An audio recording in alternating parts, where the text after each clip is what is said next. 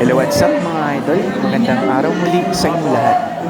Panoorin natin ang mga kaganapang naganap sa second week ng ating face-to-face class ngayong Mayo.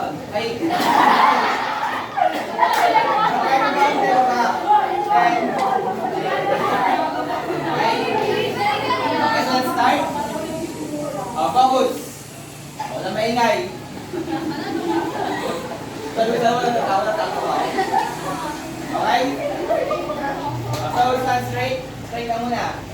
Yan yung magiging ano natin. Habang nagtuturo si Sir Erwin ay nag-check naman ako ng evaluation sheet for practice teachers. Look down.